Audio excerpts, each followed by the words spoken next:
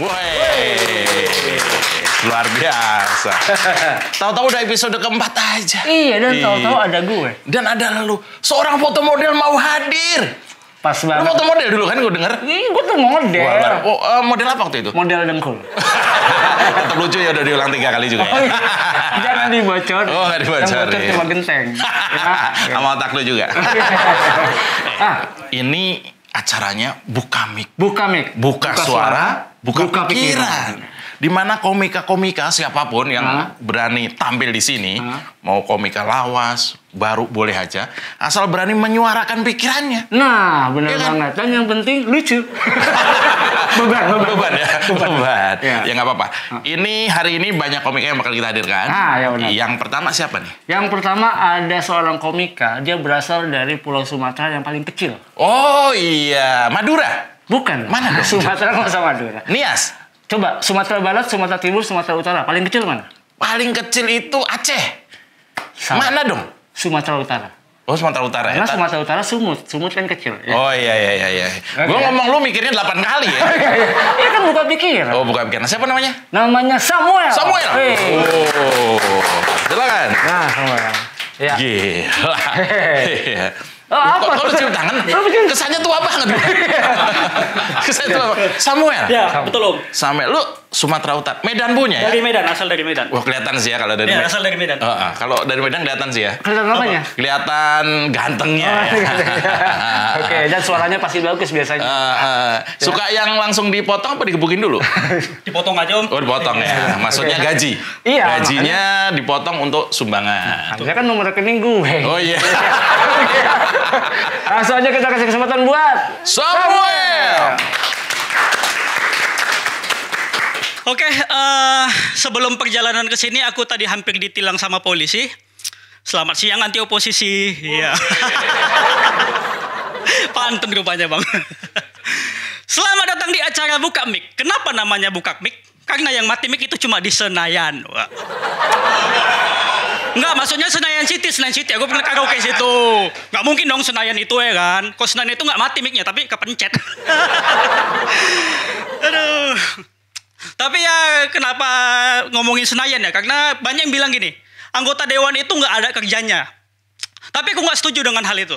Karena menurut aku anggota dewan itu saking banyaknya kerjanya, sampai pada saat mereka rapat ketiduran. Kecapean ya kan Om. Ya sebelumnya aku mau ngucapin terima kasih kepada Cokro TV karena udah ngasih kesempatan untuk stand up di sini. Ya.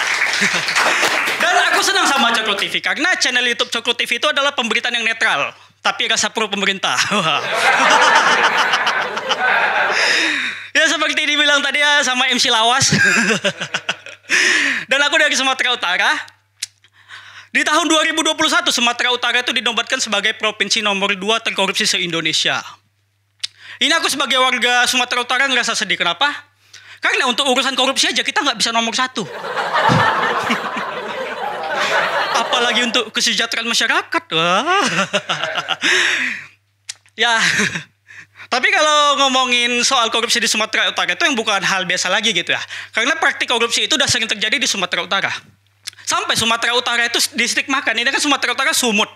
Sumatera Utara. Cuma banyak warga yang menstigmakan Sumut. Semua urusan menggunakan uang tunai. Benar, silakan searching di Google. Cuma hal itu udah nggak berlaku lagi. Karena udah pakai debit. Tapi ya begitu aku dengar Sumatera Utara itu provinsi nomor 2 terkorupsi di Sumatera Utara, aku nggak kaget gitu. Karena contoh di Kota Medan. Dari tahun 2008 sampai tahun 2020, sudah 3 kali wali kota Medan kena tangkap karena kasus korupsi.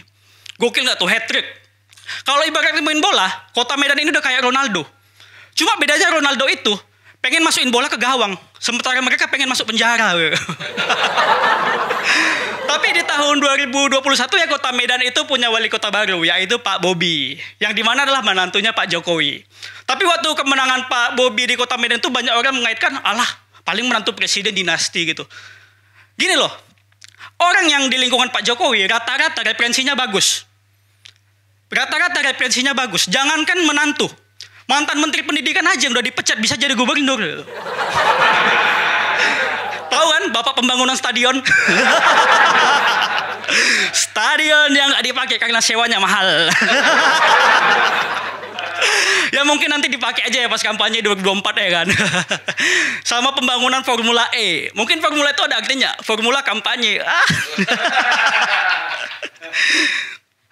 Tapi kinerjanya Pak Anies itu banyak dikritik gitu.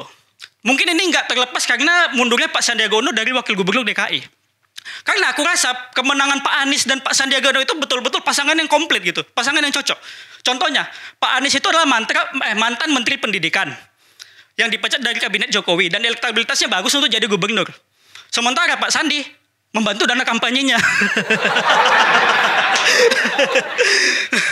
Tapi banyak yang menyesalkan gitu ya. Kenapa sih Pak Sandiaga Uno secepat itu mundur dari Wakil Gubernur DKI gitu ya kan.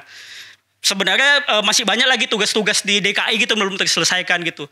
Jadi aku mikir seandainya kalau Pak Sandi dan Pak Anies masih bekerja sama, mungkin Pak Anies nggak akan dikritik, tapi Pak Sandi juga gitu. Tapi mungkin ini rezekinya Pak Sandiaga Uno. Kalau seandainya Pak Sandiaga Uno sampai sekarang masih menjabat sebagai Wakil Gubernur DKI, kemungkinan Pak Sandiaga Uno nggak akan jadi Menteri Pariwisata yang dilantik sama Pak Jokowi. Itu karena bakat Pak Sandi waktu kampanye ke 1000 titik gitu. Jadi banyak jalan-jalannya gitu. Tapi ya semenjak Pak Sandiaga Uno Menteri Pariwisata, kritikannya itu lebih dikit ketimbang waktu dia jadi Wakil Gubernur DKI gitu. Nah, ngomong-ngomong soal kritik, banyak yang bilang di pemerintahnya Pak Jokowi itu pemerintahan anti kritik. Ini aku nggak setuju. Kenapa? Karena Pak Jokowi itu membentuk One Team Press, Dewan Pertimbangan Presiden, yang diartikan adalah penasehat presiden gitu. Penasihatnya presiden. Cuma Pak Jokowi nggak bilang dia mencari tukang kritik presiden gitu. Penasihat itu kan kurang lebih tukang kritik ya kan. Cuma Pak Jokowi nggak bilang cari tukang kritik. Karena kalau Pak Jokowi bilang mencari tukang kritik, yang adalah Rocky Gerung dan Fadly John ngelamar ya. Jadi Rocky Gerung nengok nih lowongan ya kan di Job Street, oh dicari tukang kritik presiden. Rocky Gerung ngelamar ya kan, jatuhin CP ya kan. Biasanya kan jatuhin pemerintah. Oke Pak Rocky, silakan presentasi apa bakatnya. Oh ya Pak, kalau saya tuh mengkritik saya bisa bilang dungu. Pak Rocky bagus, cuma masalahnya saya mencari anggota yang sudah menikah. Waduh. Masuk lagi Pak Fadly John ya kan, di interview.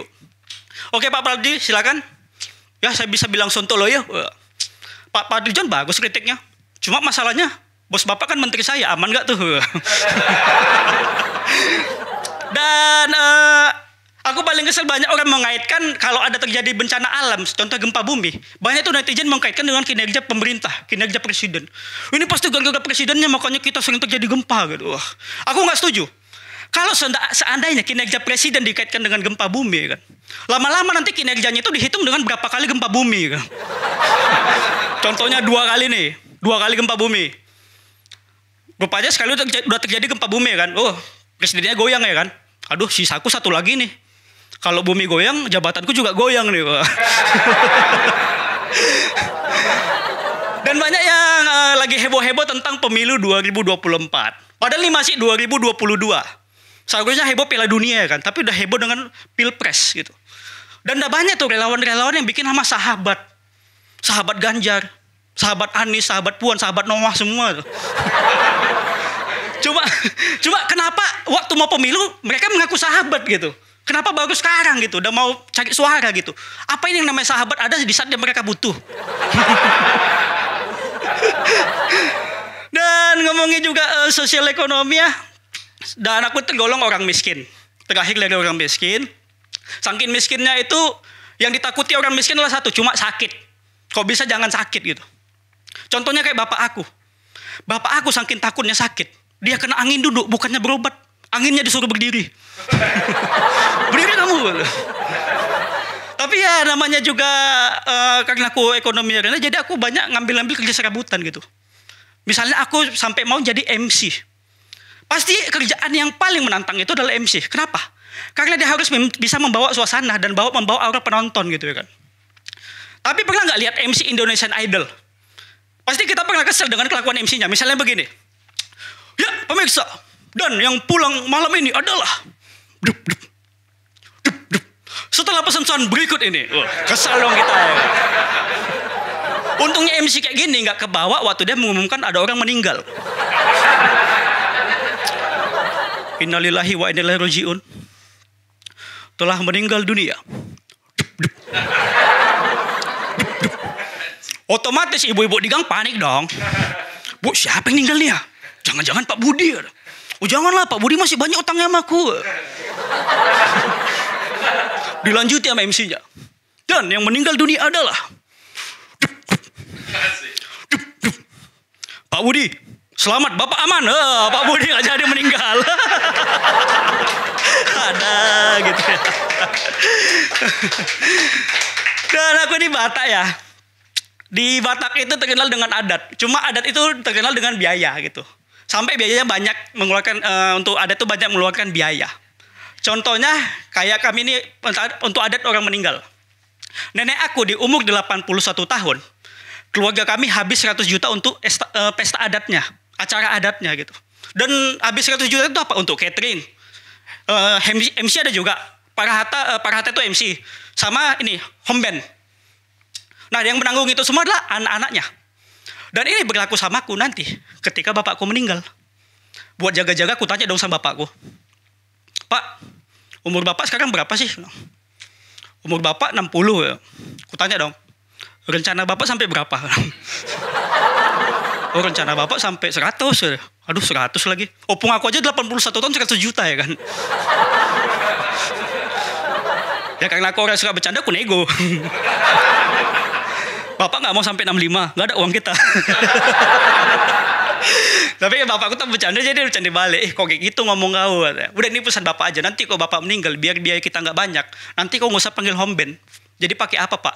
Pakai Spotify aja. Tapi suatu kebanggaan sama aku sebagai orang Batak, kebanggaan karena ada orang Batak yang bisa duduk jadi menteri. Tahu kan LBP? Luhut Bambang Pamungkas. Enggak. Ada. Tapi banyak bilang, alah Pak Luhut ini menteri rasa presiden. Menteri rasa presiden karena kerjanya banyak. Loh, kalau itu kepercayaan presiden kenapa salah ya kan? Ya aku bilang sama kalian, walaupun Pak Luhut tugasnya banyak di pemerintahan, tapi dia bukan presiden, tapi wakilnya. Saya Samuel takut kena tangkap.